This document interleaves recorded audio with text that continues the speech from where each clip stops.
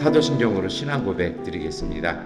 나는 전능하신 아버지 하나님 천지의 창조주를 믿습니다.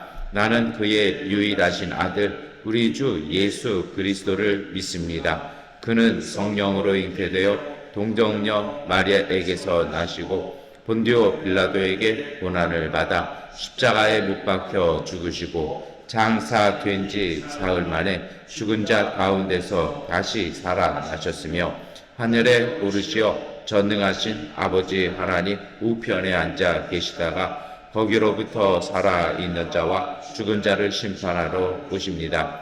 나는 성령을 믿으며 거룩한 공교회와 성도의 교제와 죄를 용서하는 것과 몸의 부활과 영생을 믿습니다. 아멘. 찬송가 191장 찬송 드리겠습니다. 내가 매일 기쁘게 순례길 행함은 주의 팔이 나를 안보함이요 내가 주의 근복을 받는 참된 비결은 주의 영이 함께함이라 성령이 계시네 할렐루야 함께하시네 좁은 길을 걸으며 밤낮 기뻐하는 것 주의 영이 함께함이라 전에 죄에 빠져서 평안함이 없을 때 예수 십자가의 공로 힘입어 그 발 아래 엎드려 참된 평화 얻음은 주의 영이 함께함이라 성령이 계시네 할렐루야 함께하시네 좁은 길을 걸으며 밤낮 기뻐하는 것 주의 영이 함께함이라 나와 동행하시고 모든 염려하시니 나는 숲의 새와 같이 기쁘다 내가 기쁜 마음으로 주의 뜻을 행함은 주의 영이 함께함이라 성령이 계시네 할렐루야 함께하시네 좁은 길을 걸으며 밤낮 기뻐하는 것 주의 영이 함께하리라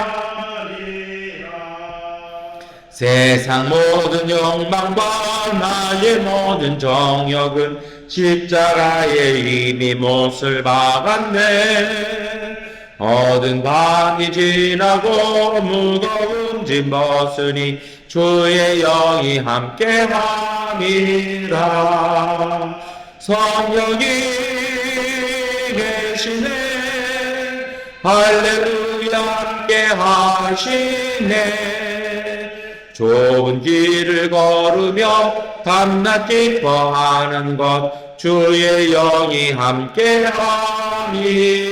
함께함이라 아멘. 사도행전 19장 1절부터 8절까지의 말씀 세번역본 성경으로 함께 읽겠습니다. 아볼로가 고린도에 있는 동안에 바울은 높은 지역들을 거쳐서 에베소에 이르렀다. 거기서 그는 몇몇 제자를 만나서 여러분은 믿을 때 성령을 받았습니까? 하고 물었다. 그들은 우리는 성령이 있다는 말을 들어보지도 못하였습니다. 하고 대답하였다. 바울이 다시 물었다. 그러면 여러분은 무슨 세례를 받았습니까? 그들이 요한의 세례를 받았습니다. 하고 대답하니 바울이 말하였다. 요한은 백성들에게 자기 뒤에 오시는 이 곧 예수를 믿으라고 말하면서 회개의 세례를 주었습니다.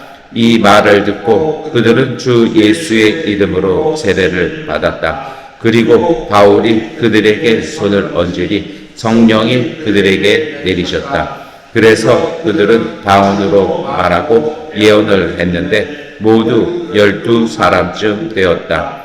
바울은 회당에 들어가서 석 달 동안 하나님 나라의 일을 강론하고 권면하면서 담대하게 말하였다. 아멘. 네, 오늘 사도행전 19장 1절부터 8절까지의 말씀 읽었습니다. 제가 속한 교단에서는 이 말씀이 거의 교리 헌장과도 같은 말씀이기도 합니다. 요즘 코로나 이후에 우리 교회도 그 유튜브로 이렇게 예배 상황을 이렇게 보내고 있습니다. 이걸 촬영을 하려면 원래 이제 그 녹화용 카메라를 써야 되는데 이게 한 200만 원, 300만 원 이상 합니다. 그래서 그거는 좀 아니다 싶어서 여러분이 보시는 것처럼 앞에 있는 그냥 핸드폰으로 이렇게 녹화를 해서 이렇게 하고 있습니다. 예전에요, 처음 유튜브 녹화 예배를 시작할 때 저한테 가장 고역스러운 일 중에 하나는 무엇이었냐면 이렇게 예배를 녹화하고 나서 핸드폰에 있는 그 녹화한 영상을 컴퓨터로 옮기는 것이었습니다. 처음에는 이제 윈도우 컴퓨터로 이렇게 하다가 제 선배 중에 한 분이 이제 그거 보더니 아니 아이폰으로 찍어가지고 윈도우 노트북으로 하려면 그게 얼마나 신호가 다르거든요. 파일 형식도 다르고 힘드니까 하면서 이제 본인이 사야 할 맥북을 저한테 이렇게 도움을 주어서 그렇게 사용을 했습니다. 근데 문제는 뭐냐면 다시 이제 이 아이폰에서 맥북 컴퓨터로 영상을 옮기는 것도 녹록지가 않은 것입니다. 문제는 제가 잘 모르니까 예전에는 그 윈도우 컴퓨터로 돌려서 그래서 다시 거기다 외장하드로 옮겨서 그 외장하드를 다시 부팅해가지고 맥북으로 돌리는 이런 방식을 이렇게 썼습니다. 그랬더니 그거를 이렇게 보던 어떤 분이 그 얘기합니다. 아이 목사님 맥북 쓰면서 왜 그렇게 답답하게 일을 합니까? 그래서 왜요? 그랬더니 아이폰하고 맥북이 좋은 게 이렇게 호환이 돼서 그 안에 있는 데이터들이 그냥 아무런 연결 없이도 바로바로 넘어가는데 뭐 그렇게 어렵게 일을 합니까? 그래서 저는 그걸 알지 못합니다. 그랬더니 이분이 가르쳐 주는 게 거기에서 이제 약간 뭐 기능 하나를 알려주더라고요. 어떤 거냐면 여기 있는 거를 그냥 뭐 연결할 필요도 없어요. 뭐 그건 인터넷이 안 돼도 돼요. 어떻게 하냐면 탁 눌러서 그 하면은 근처에 있는 같은 애플 제품들이 딱 뜹니다. 그러면 어디로 보낼 건지 선택만 딱 하고 전원만 켜놓으면 자기가 알아서 가요. 근데 그렇게 되다 보니까 전에는 영상 그 노트북으로 옮기는데 한 30분에서 한 50분 이렇게 걸렸거든요. 그렇게 하니까 모든 게 한 5분이면 끝나더라고요. 그래서 얼마나 그게 고마운지요. 그래서 대략 편집 시간이 한 1시간이 이렇게 줄은 게 기억이 납니다. 제 핸드폰에 그런 기능이 있는데 몰랐던 거죠. 모르니까 이렇게 어렵게 힘들게 해나갔던 기억이 납니다. 여러분 굳이 그 말씀을 드리는 건 이렇습니다. 오늘 우리가 읽었던 사도행전 19장 말씀이 바로 그런 경우입니다. 오늘 사도행전 19장에 사도 바울은 에베소 교회를 방문합니다. 아마도 3차 선교 때 방문을 한 것 같습니다. 가봤더니 이 2차 때도 잠깐 가고 뭐 1차 때도 잠깐 갔는데 머무는 기간이 그렇게 길지 않으니까 이렇게 큰 결실은 없었던 것 같습니다. 그런데 이제 3차 때 딱 가보니까 의외로 믿는 사람들이 몇몇이 있는 거예요. 그래도 이제는 조금 뭐가 복수로 있는 거예요. 그래가지고 어떻게 하는 겁니까? 만나서 교제하고 쭉 얘기하는데, 그리고 이 사람들이 어떤 사람이냐면 이제 제자라고 불리는 사람들이죠. 그러니까 정말 예수님을 향해서 특별한 그 믿음을 가지고 다른 회중들을 이끌 수 있는 사람들 만난 것입니다. 그래서 바울이 이 사람들과 쭉 하다가 뭔가의 약간의 부족함, 뭔가의 아쉬움을 딱 느낍니다. 그리고 대화를 시작합니다. 그것이 이제 2절 말씀이죠. 우리 함께 읽겠습니다. 여러분은 믿을 때 성령을 받았습니까? 하고 물었다. 그들은 우리는 성령이 있다는 말을 들어보지도 못하였습니다. 하고 대답하였다. 아멘. 여러분 그 바울이 느끼기에 이 사람들이 믿는 신앙이 뭔가 너무 도덕적이고 율법적이라는 것입니다. 그래서 계속해서 물어봐요. 그것이 이제 3절부터의 이야기인데요. 3절한테 물어보니까 어떤 세례를 받았습니까? 왜요?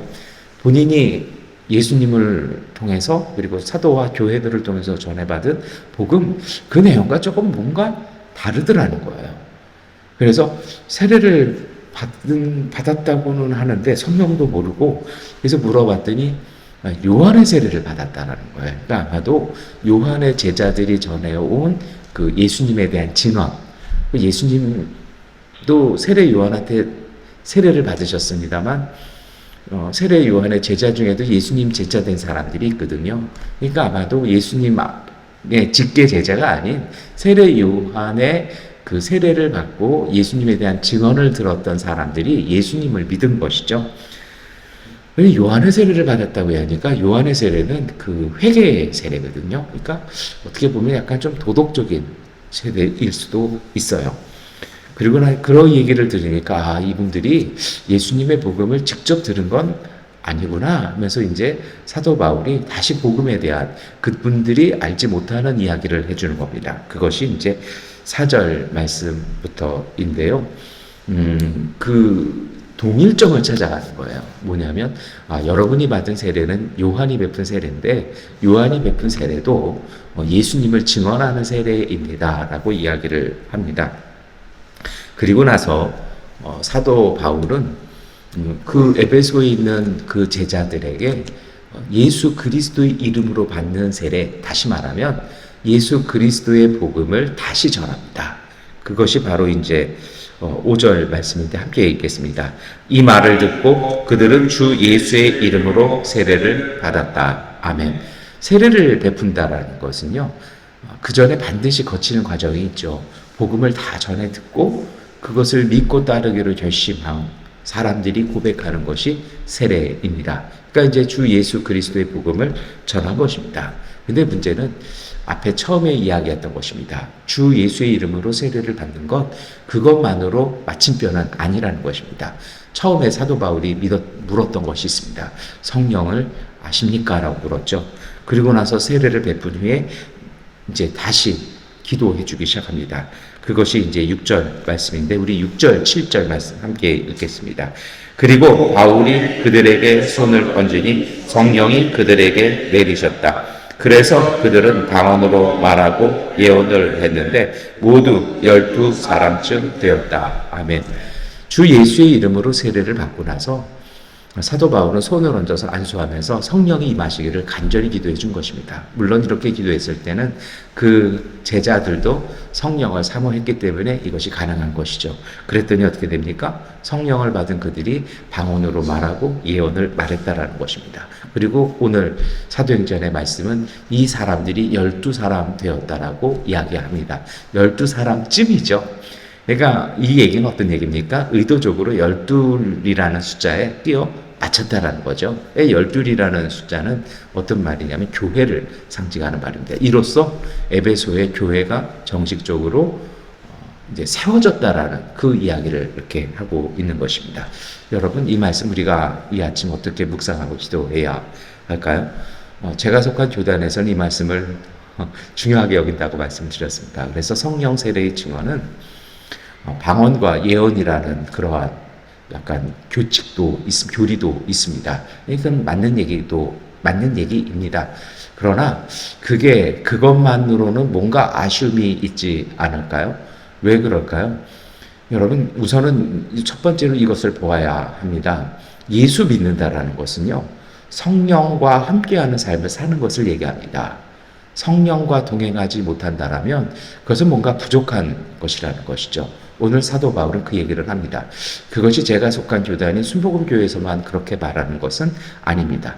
저는 세례를 2번 받았습니다. 물세례도 받았고 물세례는 제가 장로교 예장통합에서 받았고요. 침례는 순복음에서 받았습니다. 그런데 어렸을 때 예장통합에서 세례를 받으면서도 똑같은 이야기를 해주었습니다. 그래서 물세례를 받고 나서 열심히 기도하고 간구하고 사모해서 반드시 성령 세례도 같이 받아라. 그래서 성경 안에는 물세례와 성령 세례가 있고 이 두 가지 세례를 다 받아야 한다. 어린 시절에 중학교 때 그렇게 학습 문답을 6개월 동안 했던 것 같습니다. 그러니 모든 교단이 이것은 인정하는 것입니다. 여러분, 이것이 왜 그럴까요? 보혜사 성령은요, 오늘 우리를 도우시는 하나님이십니다.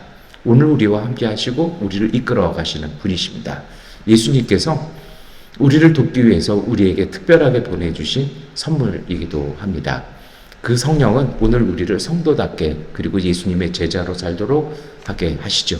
그래서 어찌 보면 예수 믿는 사람이라는 것은 세상과 다른 삶을 삽니다. 그전에는 내 노력과 내가 쌓아둔 것, 내 능력이나 힘에 의지해서 살았다라면, 예수 믿는다라는 것은요, 성령 받았다라는 것은, 성령과 동행한다라는 것은요, 성령 충만하다는 것은 성령으로 말미암아 사는 것입니다. 이것이 어떤 것을 가질까요? 이것 때문에 사실 저는 제가 앞에서 그 아이폰을 가지고도 좋은 기능은 잘 못 썼던, 누군가 언뜻 그 얘기는 해줬어요. 근데 제 입장에선 그게 굉장히 복잡했어요. 그래서 그렇게 복잡하게 하나, 그래서 그냥 선 꽂아서 옮기면 되지라고 했는데, 해보니까 정작 쉽고 얼마나 간편하죠. 인터넷 없어도 되고요. 그런 것 같다는 겁니다. 여러분, 굳이 성령을 핸드폰에 비유할 수는 없습니다만, 오늘 우리가 삶을 살면서요, 예수 믿고 살면서 오늘 우리가 예수 믿고 고백하고 살아가는데, 예수 믿기 전에 우리의 노력이나 그대로 사는 것도 귀할 수는 있어요. 그러나 예수 믿는 사람에게 주신 하나님의 특별한 선물이 있습니다. 그것이 바로 성령과 더불어 사는 것입니다. 예전대로 살아도 되죠. 그러나 저는 그것이 제가 아이폰 가지고 윈도우로 돌려가지고 그것을 다시 맥으로 돌려서 쓰는, 뭔가 좀 돌아가는 길이라는 것이죠. 오늘 우리에게는요, 하나님께서 주신 특별한 은총이 있습니다.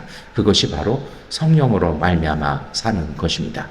오늘 우리는 자주 이것을 잊어버릴 때가 많이 있습니다. 그리고 가끔 아주 철저히 잃어버릴 때가 많습니다.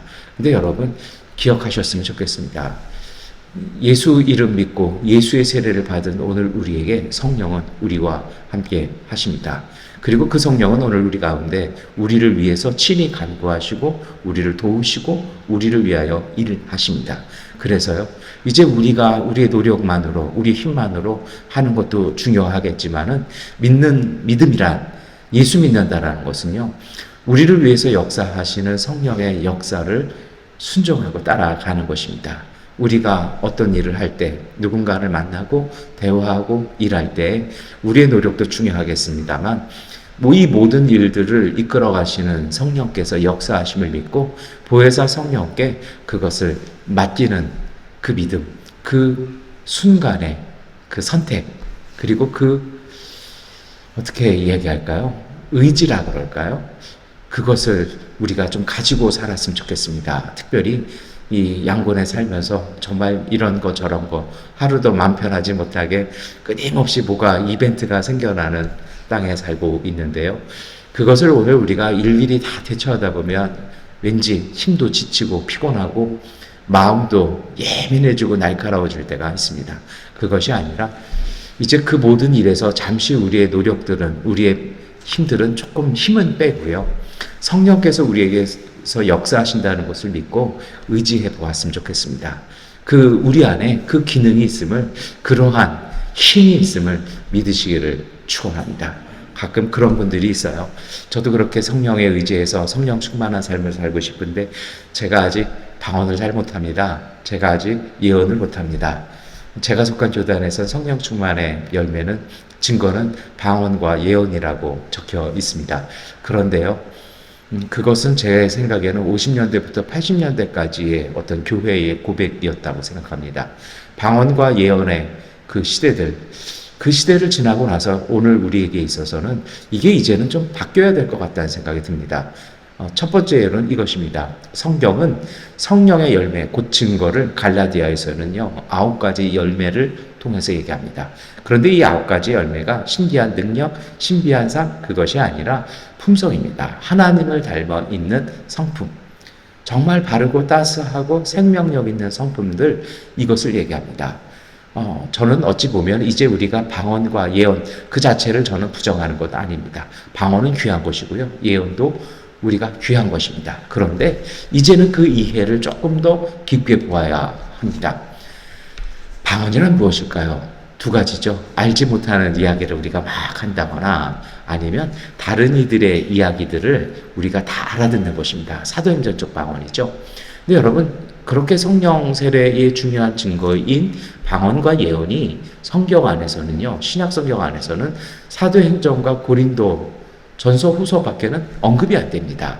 그것은 언급이 안 되는 것이 아니라 다른 형태로 이야기가 되어지고 있다는 것이죠. 그래서 방언이란 무엇이냐면 보통 우리가 알지 못하는 말을 하거나 우리가 알고 있지 않은 언어를 이해하는 거잖아요. 이것은 소통입니다. 성령은 정말 성령이 우리에게 주시는 방언의 은사, 성령이 우리 가운데 표적으로 주시는 방언은 어떤 것입니까? 우리가 중얼중얼하는 말을 우리가 알지 못하는 말로 기도하지는 못할지라도 정말 다른 이들의 마음을 이해하고 하나님의 마음, 하나님의 뜻을 깨닫게 되어지는 것들, 우리와 상황과 처지가 다른 사람들의 그 생각들, 그 마음들, 그 아픔들을 느끼게 되는 것이 참된 방언의 이해일 것입니다. 다시 말씀드립니다만 저는 방언 기도를 부정하는 것이 아니라 이제 오늘 우리가 더 그 깊이를 깊게 해야 한다라는 말씀을 드리고 있는 것입니다. 예언은 어떤 것일까요? 구약 성경의 예언은요, 본디 히브리어에서의 예언이란 앞일을 알아맞히는 것이 예언이 아니라 참된 예언이란 하나님의 말씀, 하나님의 뜻을 깨닫는 것입니다.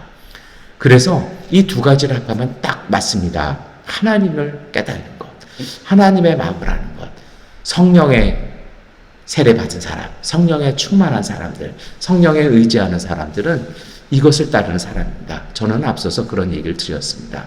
우리 이벤트 많은 이 양곤에서 우리의 힘과 노력도 중요하지만 성령을 의지하는 삶을 살자고 말씀을 드렸습니다. 어떻게 해야 할까요? 이 뒷이야기, 방언과 예언의 이야기가 그것입니다.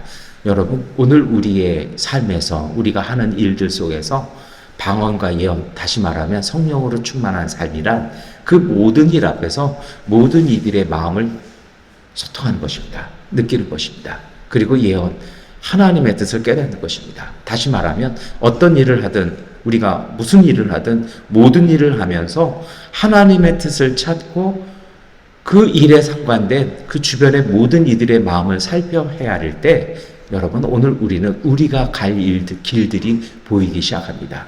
처음에는 그것이 우리의 길이 아닐 수도 있죠.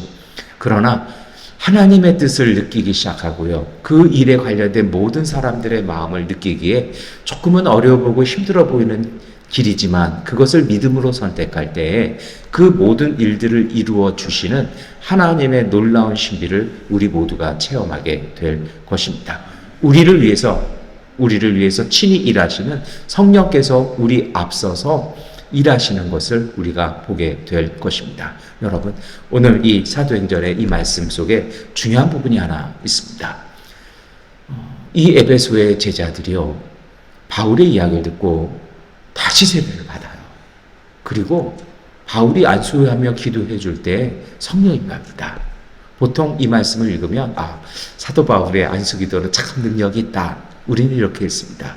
그런데 오늘 사도행전은 은은하게 전하는 것이 있죠. 그것이 무엇입니까? 본인들 스스로 제자라고 여겼던 사람이고 불렸던 사람들입니다. 권위 있는 사람들이었습니다. 그런데 사도 바울이 와서 예수님의 복음을 이야기하고 성령에 대해서 그들이 알지 못했던 것들을 설명해주고 그들이 깨닫게 되어질 때 그들이 어떻게 합니까?